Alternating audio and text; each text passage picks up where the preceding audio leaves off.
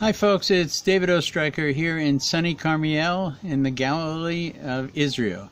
It's a beautiful day here, and it's Erev Sukkot, which means that tonight we might sleep in the sukkah behind me, which would be very exciting. My first time doing so since we came here. It's a very wonderful time. We had an inspiring Yom Kippur, Rosh Hashanah followed by Yom Kippur.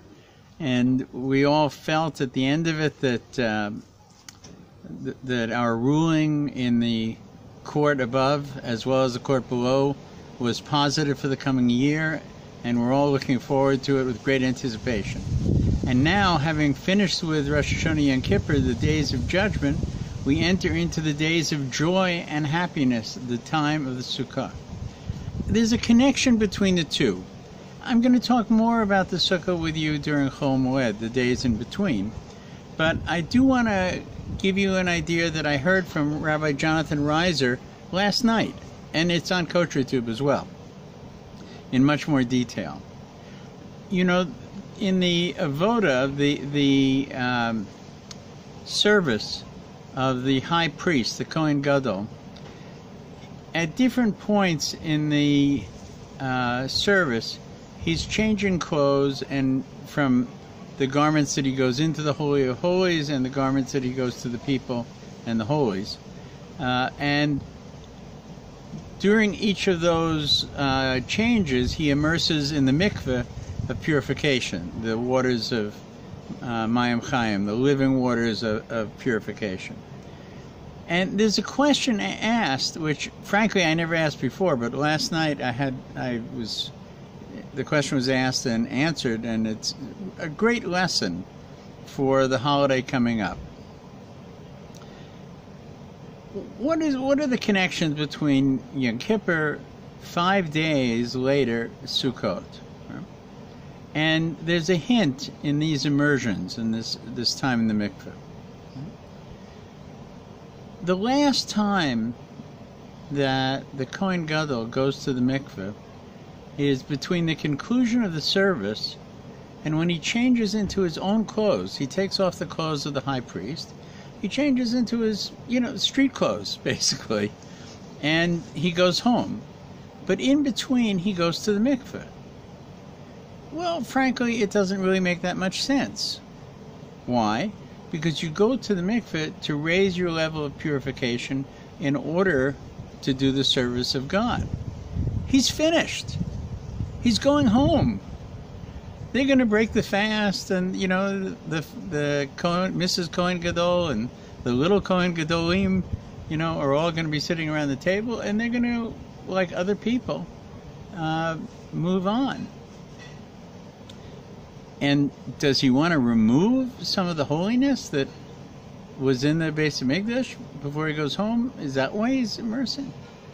The answer is no. Sukkot is the anniversary of, or the celebration of, two kinds of huts.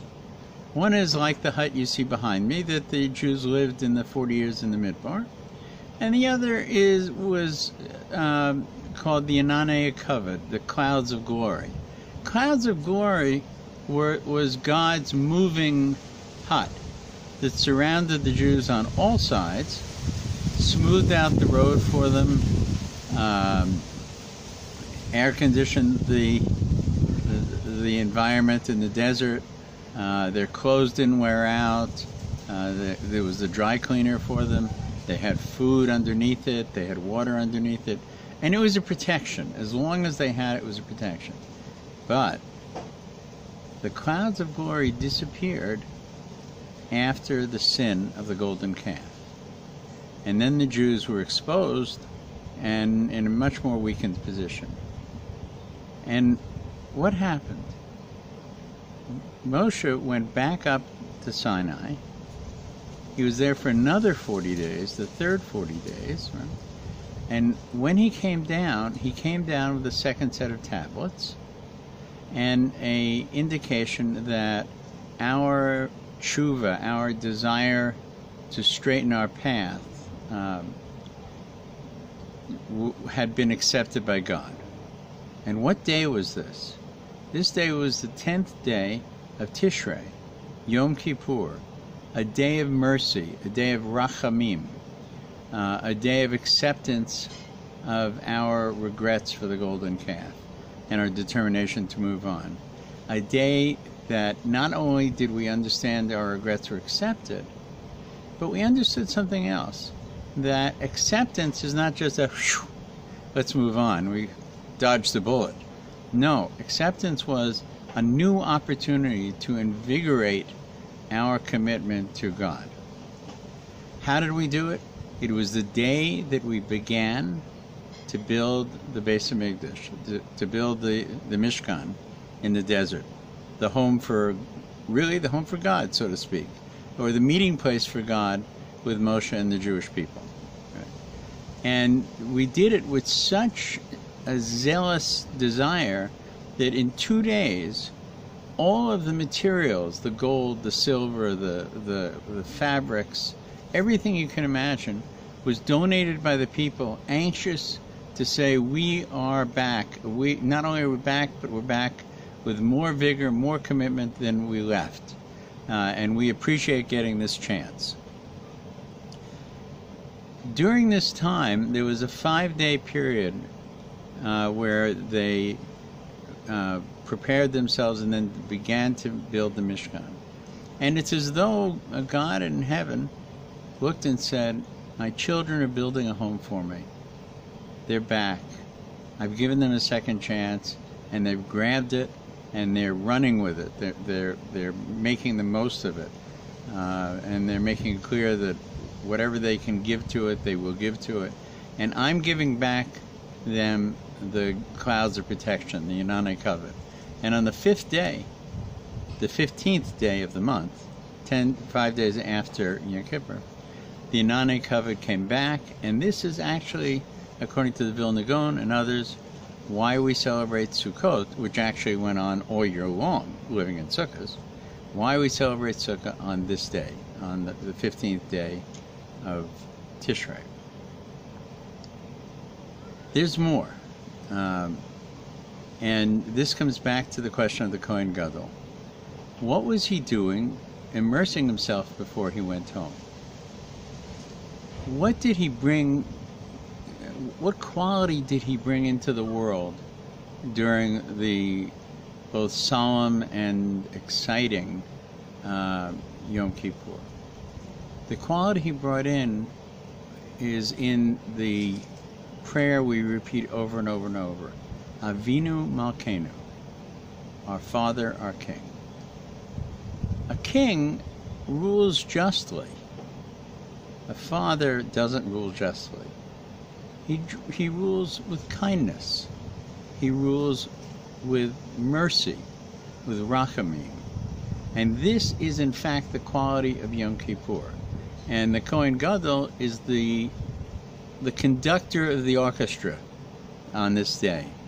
And the tune he's playing is Mercy, Mercy, Mercy. And he is bringing it down, God's mercy into this world. Right? He's saying, yes, you sinned with the golden calf, but I'm going to rule mercifully and say, you want another chance? You have another chance. And this was a day for the whole world to bring mercy into the world.